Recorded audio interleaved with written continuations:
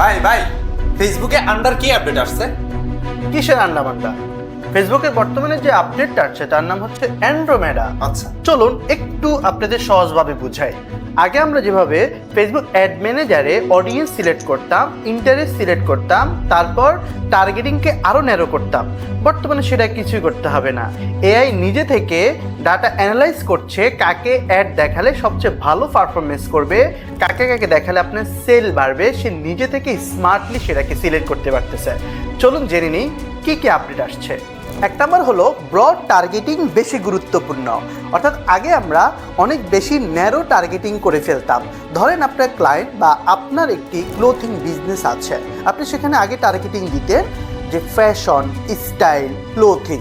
কিন্তু Meta AI বলছে যে আপনি যদি সেখানে অনেক ব্রড টার্গেটিং দেন, আরও বেশি টার্গেটিং দেন বা মেটার উপরে ছেড়ে দেন, তাহলে সে জানে কার কাছে প্রোডাক্টটি পৌঁছালে বেশি সেল হবে।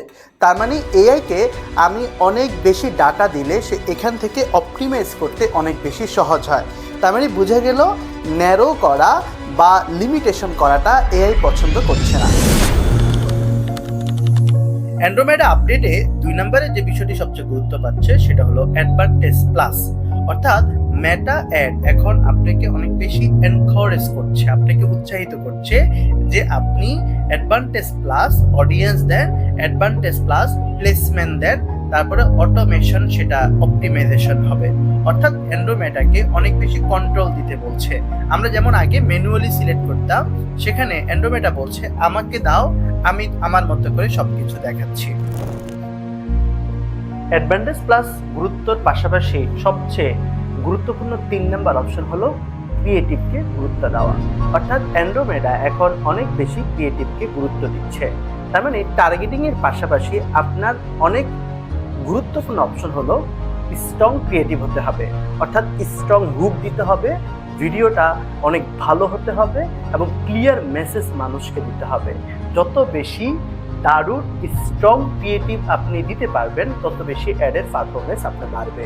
যদি আপনার কোয়ালিটি হুকের না থাকে, ভিডিও না থাকে, মেসেজ ক্লিয়ার না দেন, তাহলে ক্রিয়েটিভ ভালো কাজ করবে না, অ্যাডের রেজাল্ট খারাপ হতে পারে। লার্নিং পেজ দ্রুত অপটিমাইজ হয়। আগে যেমন আমরা যখন অ্যাড চালাতাম ম্যানুয়ালি, তখন লার্নিং পেজ শেষ হতে অনেক সময় লাগতো। বর্তমানে অ্যান্ড্রোমেডার আপডেটের কারণে অ্যান্ড্রোমেডার এআই অনেক দ্রুত লার্নিং পেজ শেষ করতে পারে। সে বুঝতে পারে কোন অডিয়েন্সটাতে ভালো পারফরমেন্স করতেছে।